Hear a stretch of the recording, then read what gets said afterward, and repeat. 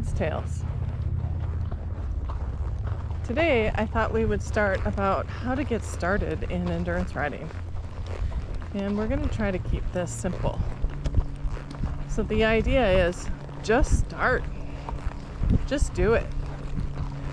We can overcomplicate things in life and make it harder than it needs to be. And I once had a old boss who used to have a saying, perfect is the enemy of good. And so as I think about how would I advise somebody to get started in endurance riding, don't try to make sure everything's perfect. Just take what you have, your horse, your tack, your whatever you ride in, and give it a try.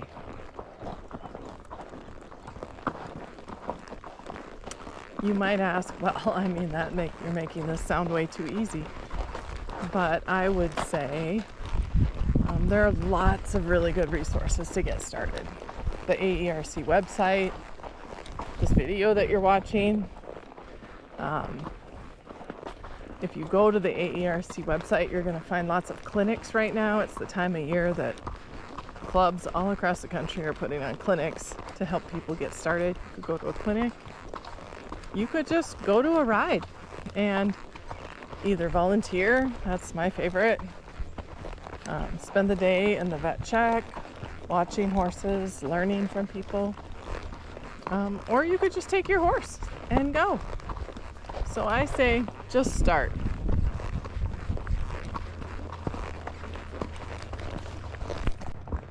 You might ask, can I start with the saddle that I currently have?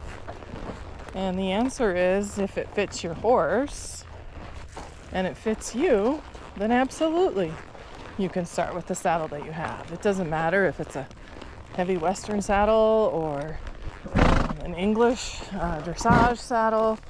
I've done a lot of miles in my fancy dressage saddles because they fit the horse and they fit me. What about your tack? Do you have to have fancy biothane tack? No, you can start with your whatever tack you have, your leather, bridle, whatever bit you have. We don't really have rules about tack. The one rule you will find at some rides is that they want you to wear a helmet. And juniors, I think, have to wear a helmet. Somebody can correct me if I got that wrong, but that might be the one thing, if you don't have a helmet, I would advise you to buy.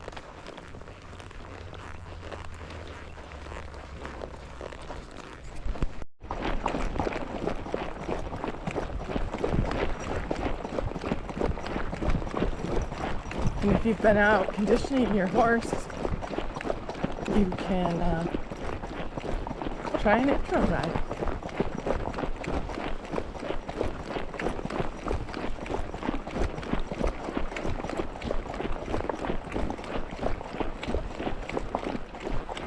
Good boy.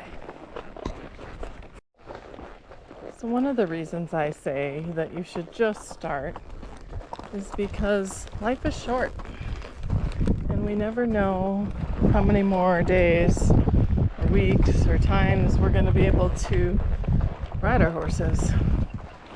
And so I don't want to waste any of my days wishing I'd have done something that I hadn't done yet.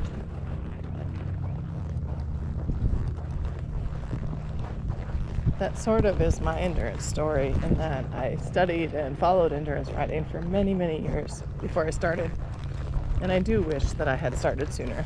I think it would have been a great sport for my kids. They would have enjoyed it, and we'd have had a lot of fun out on trail. Not that we didn't have a lot of fun out on trail, but it would have been an opportunity for them to compete on their horses.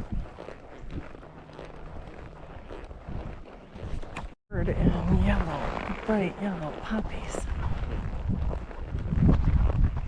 are scattered along the trail.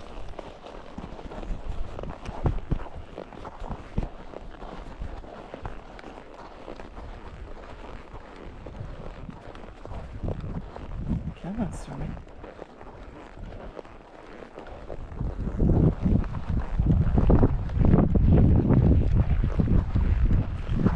are the things you will need to bring with you to that first ride if you're going to start?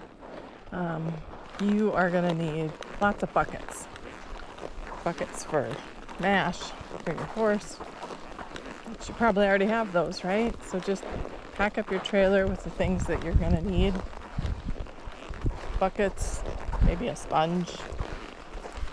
Don't necessarily need that.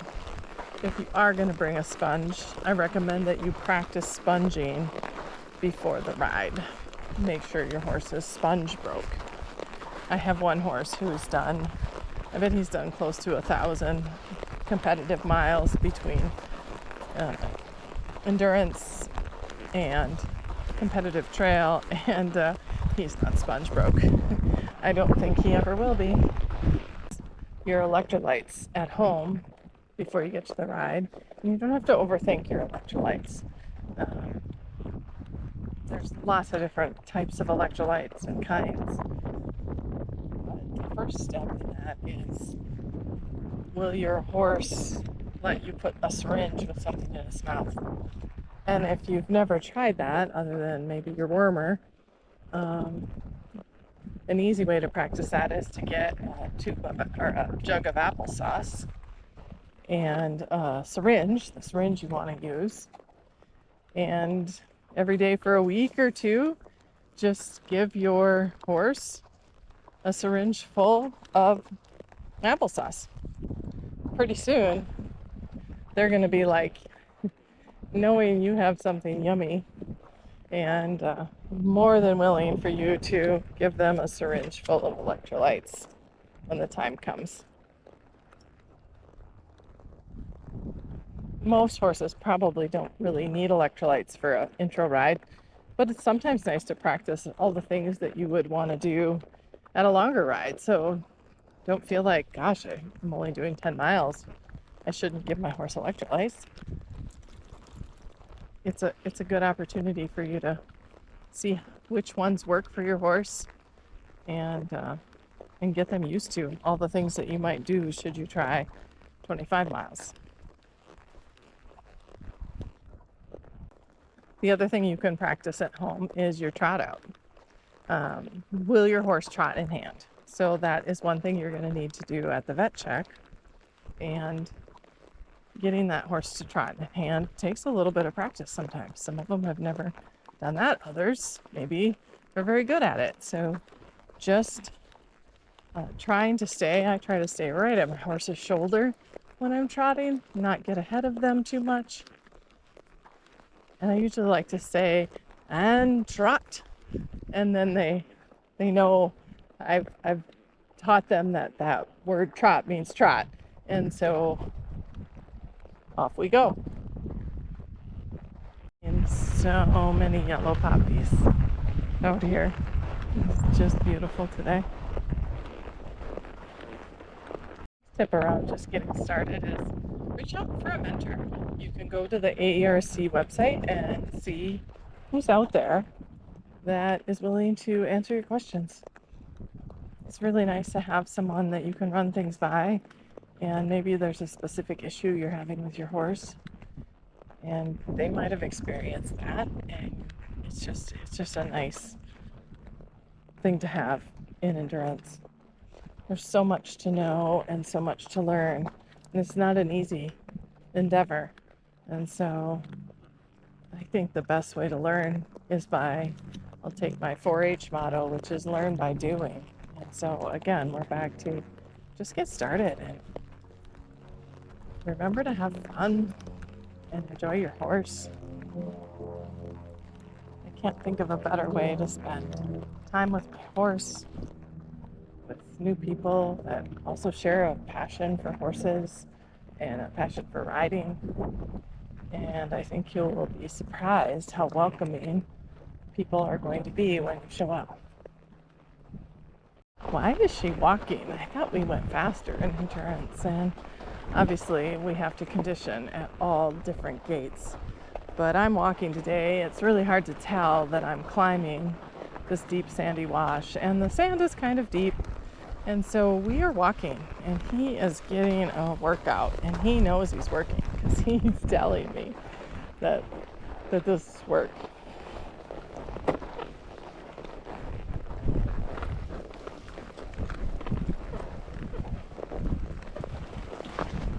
One piece of equipment you might want to purchase if you are getting started in endurance is a good stethoscope, and learn how to take your horse's heart rate. You could also get a handheld heart rate monitor. There are lots of places online that sell them, so if you're not comfortable using a stethoscope, maybe the little handheld heart rate monitor, and just monitor your horse's heart rate when you're done with a ride. How long does it take them to recover to 60 beats per minute? Are they recovered to 60 beats per minute in a minute, or does it take 30 minutes? The longer it takes, that might be a clue that you've ridden farther or faster than your horse was conditioned to do. Thing to pay attention to is your horse's respirations. Are they breathing normally, or are they panting? If your horse has come in and you're done riding and they're breathing very heavy, chances are they maybe weren't fit for the work that you asked them to do, and you might want to slow down a little bit. It's important to know the normal respirations for your horse and its normal heart rate, so you can practice those things before you ride too. If you go to an intro ride, at the start of the ride, they're going to take your horse's pulse, and they are going to take your horse's respirations, and so then you will have that baseline information as well.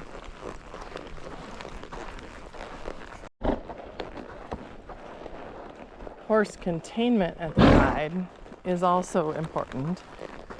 Although sometimes if there's an intro ride that's close to your house, they often start a little bit later in the morning. You could just show up in the morning and not have to worry about containment. But the containment is good practice. So I have contained my horses many different ways over the years.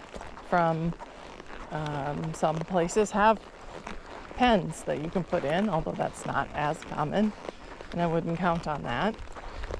You could get a high tie on your trailer. Good boy. And that pops out and forms like a high line. A lot of the camps where I live in Minnesota have high ties that you can tie to in the different parks. Or you can just tie to the trailer, which I've done as well. The ride I did at the Tonto Twist, my horse was just tied to the trailer overnight. It's not my favorite thing to do, but it was the only option that I had. And so we made it work. You can also put up some places allow portable electric fence pens. Just make sure your pen is hot, and if your horse is wearing a blanket, that pen might not work. So it's not my favorite method, but people use electric fence pens. As long as you know your horse is going to stay in it, then that's, again, bring what works for you and your horse. You might be wondering, what should I carry with me on my first endurance ride? And I would start with, well, what do you normally carry? But you want to make sure your pack is a lightweight pack and that it is not going to bounce, so that you've got it secured in a way that it won't bounce. And I have water. I was at an endurance ride. This pack I really like. It has a spot for my electrolytes and my syringe right here. In this little pack, because I'm in Arizona, I have a multi-tool and tweezers and a small comb to get the cactus out. And over here right now I have more water. But at an endurance ride I would add probably an extra hoof boot and maybe some carrots. I might include a snack for me, depending on how long the loop is. And usually I try to pack a snack that maybe my horse likes. So, oat and honey granola bars. My horse likes those. I like those. So I might include one of those. Try to keep your pack simple.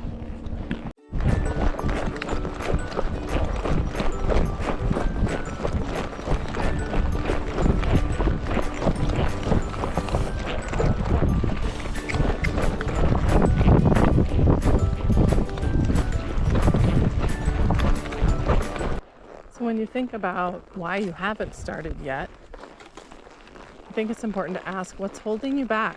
Why haven't you started? Especially if endurance is something that you've been thinking about and you've been wanting to do. And oftentimes I think we're afraid of, we don't want to fail, or we don't want to look like we don't know what we're doing. And we can't let that fear of failure get in the way of actually getting out there and doing what it is that we really want to do. One thing that will definitely happen if you're riding endurance, even for a season, is you are going to have some failures. You're going to do things that didn't work out, and that's probably one of the ways we learn is by making mistakes. And it's okay to not have a perfect record. If your horse, maybe it just wasn't their day, or maybe it wasn't your day and you needed to ride her option.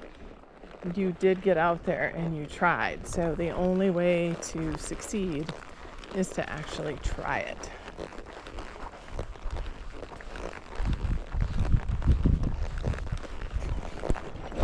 So what do you really need to start endurance riding?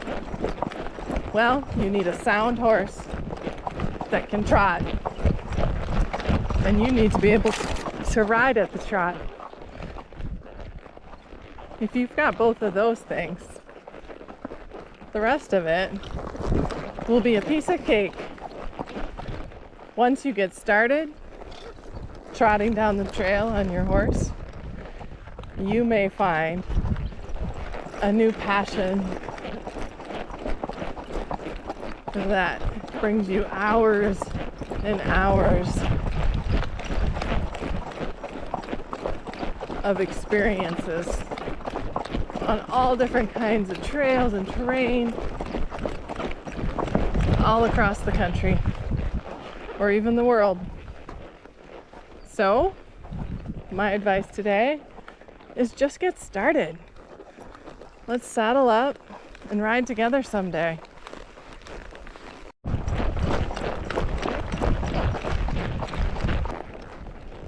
Really cool rock formations out here.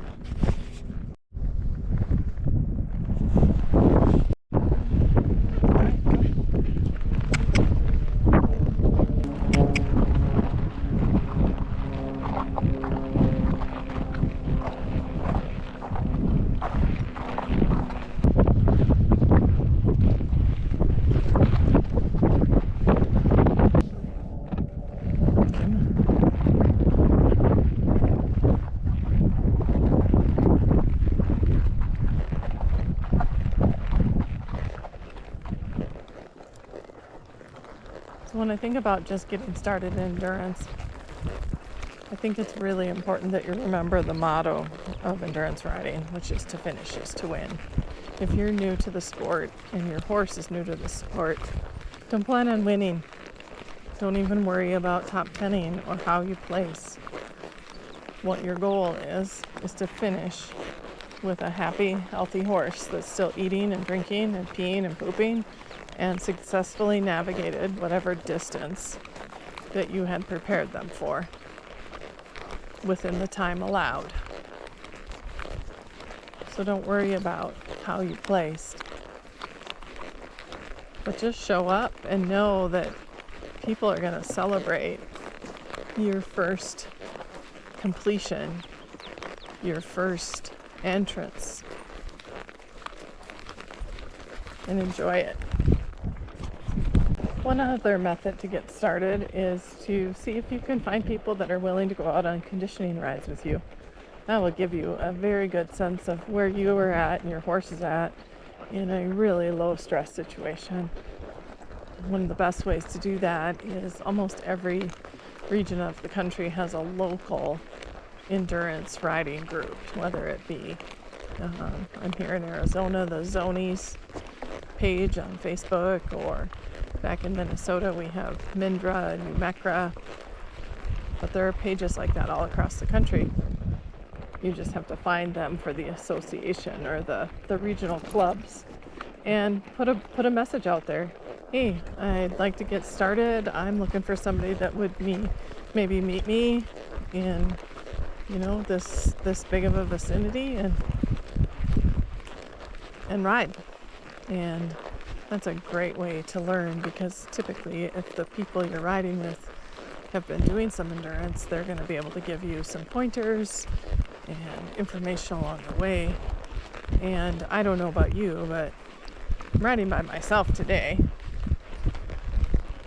Generally speaking, I think it's a lot more fun and interesting to ride with other people. And so if there was somebody in my area looking to get started and I needed to get a conditioning ride in, it's sort of a win-win for all of us, because I can have somebody to ride with. You can tag along and get started in the sport.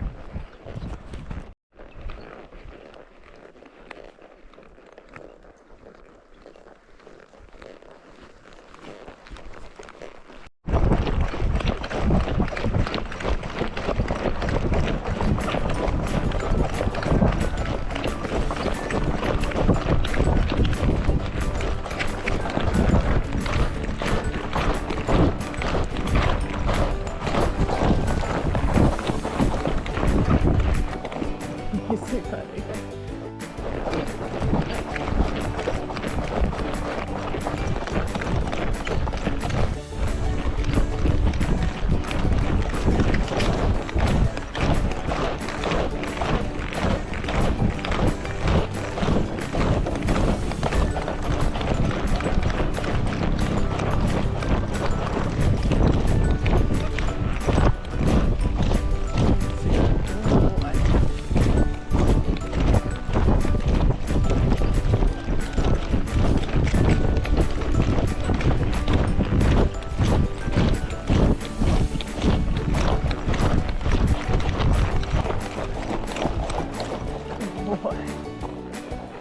Good boy.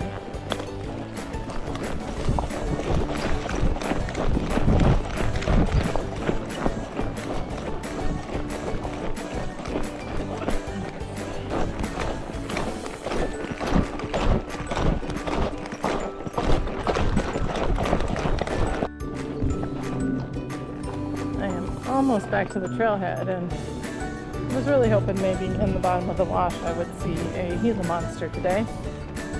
No such luck. But we didn't see any danger noodles. We didn't really see any people. We saw a rabbit. We're gonna get roughly 8 miles in. Stormy did great.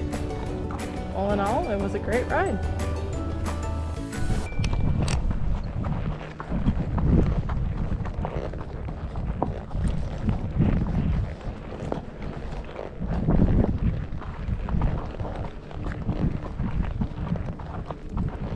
Well, if endurance riding has been on your bucket list, or maybe you just love riding your horse, I think the best thing to do is just show up and start a ride. It might be an intro, it might be a 25-mile. I don't think it's a decision you'll regret. I hope you enjoyed today's ride on Endurance Tales, and if you did, you want to hear more, subscribe to the channel. Stormy sure can. They're coming down. Come on, buddy.